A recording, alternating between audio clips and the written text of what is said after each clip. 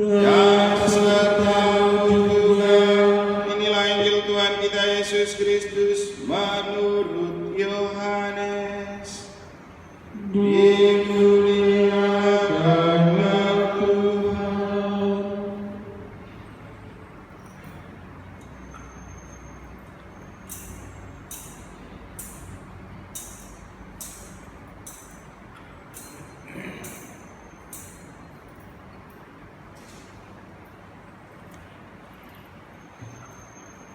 Pada hari pertama pekan itu, berkumpullah murid-murid Yesus di suatu tempat dengan pintu-pintu yang terkunci, karena mereka takut kepada para pemuka Yahudi. Pada waktu itu datanglah Yesus, berdiri di tengah-tengah mereka dan berkata, "Damai bagi kamu." Sesudah berkata demikian, Yesus menunjukkan tangan dan lambungnya kepada mereka. Murid-murid itu bersukacita ketika mereka melihat Tuhan. Lalu kata Yesus sekali lagi, "Damai bagi kamu. Sama seperti Bapa mengutus aku, demikian juga sekarang aku mengutus kamu." Sesudah berkata demikian, Yesus menghembusi mereka dan berkata, "Terimalah Roh Kudus. Jika kamu mengampuni dosa orang, dosanya diampuni. Dan jika kamu menyatakan dosa orang tetap ada, dosanya tetap ada."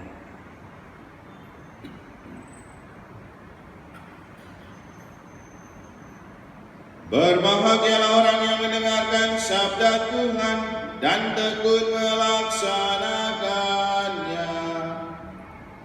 Sabda Tuhan adalah jalan kebenaran dan hidup kami.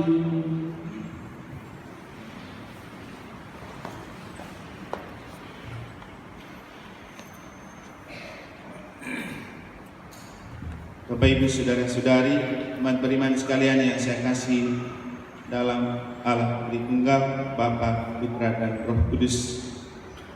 Masih ingat doa aku percaya kan?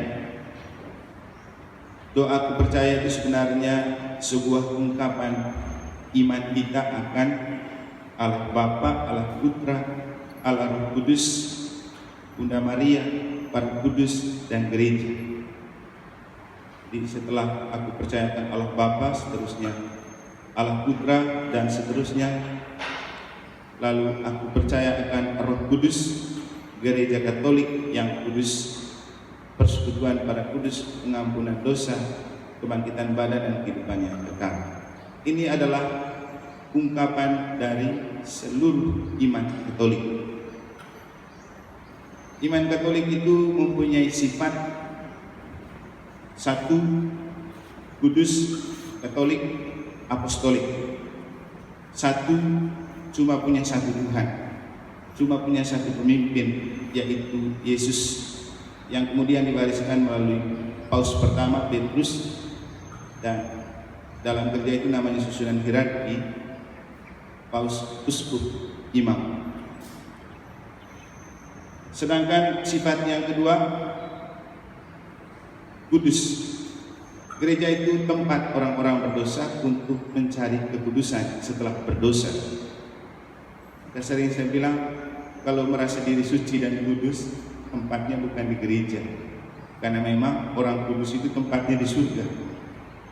Gereja itu tempat orang-orang berdosa. Maka kalau sudah berdosa, tidak usah takut ke gereja, karena memang gereja itu untuk orang berdosa supaya disucikan. Yang ketiga, Katolik, artinya umum, dan memang gereja Katolik terbuka untuk siapa saja. Orang yang simpati dan ingin mau datang ikut merayakan doa-doa dan ibadah atau misa bersama orang Katolik tidak dilarang. Yang dilarang kecuali menerima sakramen. Dan orang yang menjadi gereja Katolik juga tidak bisa terima sakramen sebelum menerima sakramen baptis sebagai pintu masuk untuk bisa menerima sakramen lain. Katolik artinya umum, karena kita menjangkau seluruh dunia dan ajaran-ajaran Katolik juga umum, siapa saja boleh pakai. Tidak ada bahasa-bahasa khusus atau tidak ada namanya mantra-mantra khusus, tapi siapa saja boleh pakai, boleh mencicipinya. Sedangkan apostolik itu adalah gereja yang dibariskan melalui para rasul dengan 12 rasul menjadi gereja perdana. Nah, kalau kita berbicara tentang Roh Kudus, intinya coba Bapak Ibu tanya di luar gereja, mereka tahu nggak Roh Kudus? Jangan dulu percaya. Pasti mereka tidak tahu dan bingung kalau bicara tentang Roh Kudus, apalagi. Dan tentang Roh Kudus ini sangat minim dijelaskan. Di dalam aku percaya saja cuma bilang aku percaya akan Roh Kudus. Selanjutnya tidak ada penjelasan seperti Yesus, tidak ada penjelasan seperti Bapa. Juga dalam rangkaian perayaan tahun liturgi gereja, perayaan Roh Kudus itu sangat singkat. Hanya satu kali dalam hari raya Pentakosta, hari Minggu seperti ini. Tapi kalau Natal itu kan utamanya pada peristiwa inkarnasi, di mana Allah pencipta yang tidak kita lihat menjelmakan diri menjadi manusia dalam diri Yesus Sang Putra. Dan perayaan Natal itu agak lama, ada persiapan Adventus, ada masa Natalnya, ada oktav Natalnya, dan cukup lama. Yang paling lama itu Yesus. Ada prapaskanya, ada paskanya, ada masa paskanya. Lama sekali, karena memang pusat dan puncak iman kita itu pada Yesus. Dan dalam aku percaya, penjelasan tentang Yesus itu lumayan panjang. Dan Roh Kudus cuma hari ini saja. Sehingga memang mungkin itu yang menjadi alasan kenapa Roh Kudus itu seperti menjadi Allah yang diterlantarkan dalam gereja. Tapi sebenarnya justru karena Roh Kuduslah kita bisa selalu dekat dengan Bapa dan Yesus. Maka Bapak Ibu saudara-saudari, pada kesempatan ini, pada perayaan Pentakosta, saya ingin mengajak Bapak Ibu untuk agak sedikit katekesi tentang Allah Roh Kudus, supaya kita betul-betul paham dan mengenal kenapa ada Allah Roh Kudus, dari mana Allah ini, untuk apa Ia diberikan kepada kita. Mungkin ada yang sengaja saya share kemarin, sebuah bahan tentang sukacita hidup dalam Roh Kudus yang tadi malam saya bawakan untuk teman-teman di Melbourne. Itu lumayan sedikit cukup lah kalau kita paham itu. Saya pikir kita bisa paham Roh Kudus, karena dimulai dari ajaran resmi gereja dalam Katekismus Gereja Katolik artikel 8. Di sana dibicarakan tentang Roh Kudus secara spesial. Dan apa yang ditulis pertama di sana itu yang dibacakan dalam bacaan kedua pada hari ini, surat Santo Paulus kepada umat di Korintus. Dan ia mengatakan bahwa tidak akan kita bisa mengenal Yesus tanpa Roh Kudus. Kita boleh bilang saya pengikut Yesus, tapi kita tidak akan pernah bisa mengenal lebih baik Yesus kalau tidak ada Roh Kudus. Dan juga tidak akan pernah kita paham ajaran-ajaran Yesus, biar baca kita suci bolak-balik sampai kepala ke bawah, kalau tidak ada Roh Kudus juga percuma. Di manakah Roh Kudus itu kita dapatkan? Di artikel 8 jelas mengatakan Roh Kudus didapatkan melalui para rasul dan gereja. Karena para rasul adalah gereja perdana dan gereja adalah warisan iman para rasul. Dan apakah mungkin para rasul bisa menerima Roh Kudus yang diwariskan kepada gereja kalau tidak ada Bunda Maria? Maka Bapak Ibu saudara-saudari, kita tidak akan bisa dengan gampang memahami Roh Kudus kalau kita melepaskan diri dari Bunda Maria. Karena apa? Orang pertama yang menerima Roh Kudus sebelum para rasul adalah Bunda Maria. Maria sudah dikandungi oleh Roh Kudus saat ia harus mengandung dan melahirkan Yesus. Para rasul baru menerima Roh Kudus setelah Yesus naik ke surga.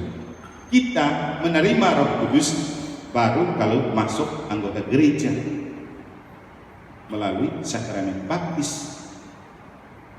Yosef Dale, aku membaptis engkau dalam nama Bapa, Putra dan Roh Kudus. Saat itulah Roh Kudus ada dalam diri kita. Dan tanpa gereja tidak akan pernah kita dapat Roh Kudus, karena Roh Kudus tidak dijual di toko, tidak dijual di pasar, tidak ditaruh di bank. Hanya ada di dalam gereja melalui sakramen. Tapi celakanya justru ada orang-orang, itu bahasanya Andre Gowi, itu oknum yang sudah menerima Roh Kudus dari gereja, nanti kemudian gilirannya mereka bergaya dengan Roh Kudus tanpa menghargai gereja, tanpa menyatu dengan gereja. Bro, jangan jadi kacang lupa kulit. Nyatu dulu dengan gereja, silakan Anda berkarya dalam roh.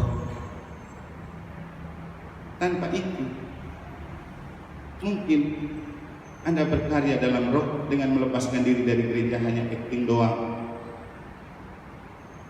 Maka pertama dan utama yang ingin saya sampaikan, lihatlah gambar di depan saat Roh Kudus dicurahkan kepada para rasul.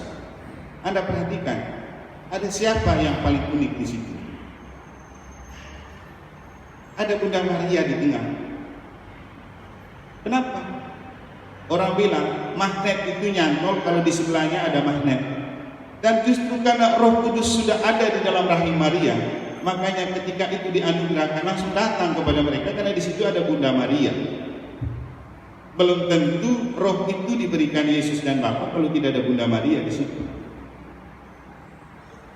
Jadi roh yang terkandung dalam rahim Maria itulah yang membuat Roh Kudus itu dengan lebih mudah datang ke dalam diri kita.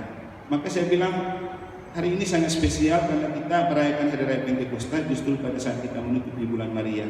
Sebuah sinyal bahwa tidak akan pernah kita berkiprah dalam roh tanpa kita mendekatkan diri dengan Bunda Maria. Ini menghindari bahaya, mungkin ada kelompok doa yang terlalu gemar dengan Roh Kudus lupa Bunda Marianya. Jangan, kalau Anda orang Katolik, Anda harus bertumbuh dalam roh bersama Bunda Maria. Dan Anda harus tetap berkarya dalam roh, dalam kesatuan dengan Bunda Gereja. Kadang ada yang merasa sudah mungkin lebih rohnya, sedikit arogan berkarya dalam roh, sampai lupa gereja. Mungkin kadang-kadang merasa lebih hebat dari rohnya orang-orang tertabis. Wah, ini sesat kalau begitu. Jadi kalau kita betul ingin berkarya dalam roh, jangan lupa induknya Bunda Maria, Bunda Gereja. Maka Bapak Ibu Saudara-saudari, mari kita memelihara roh itu di dalam diri kita bersama Bunda Maria, bersama gereja.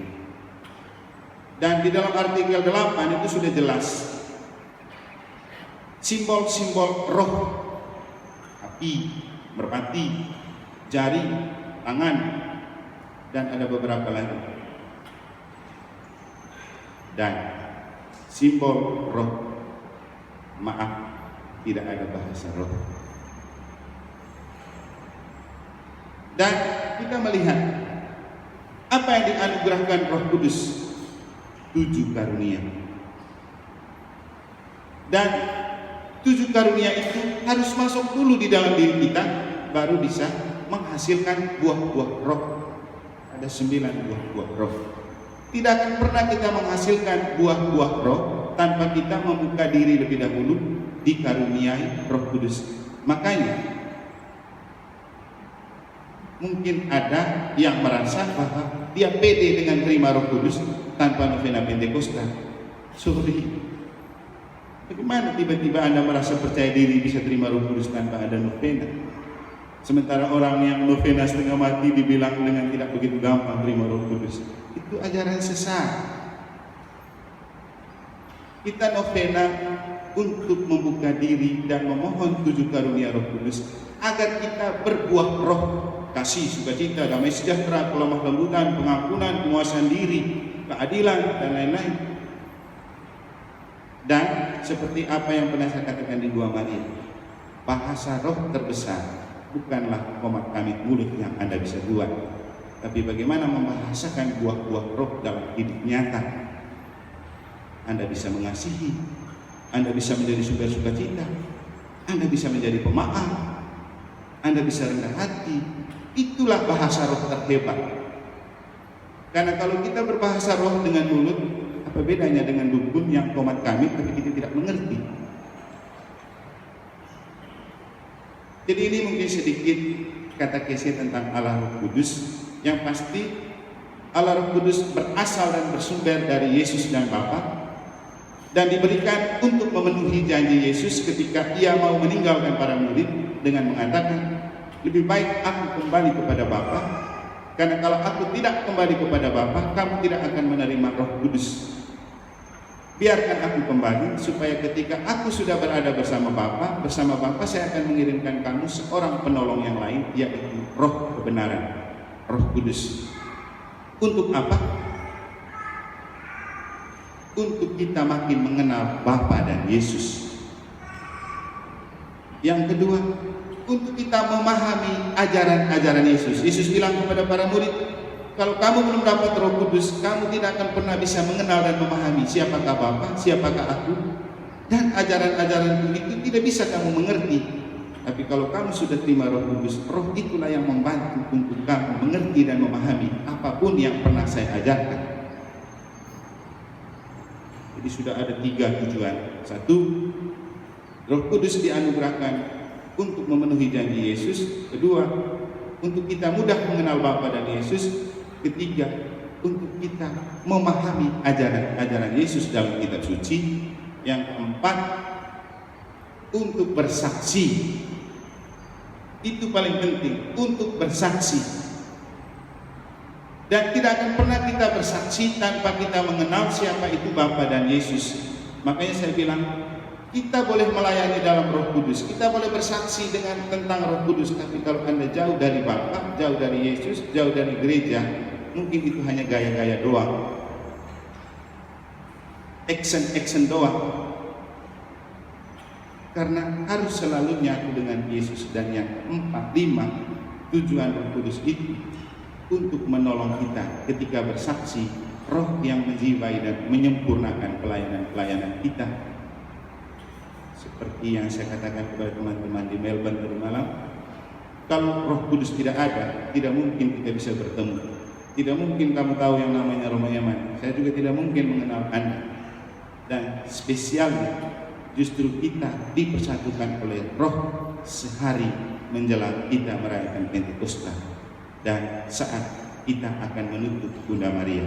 Maka hiduplah selalu dalam Roh, kenallah selalu Roh Kudus bersama Bunda Maria melalui gereja. Itu kesimpulannya. Semoga Tuhan memberkati.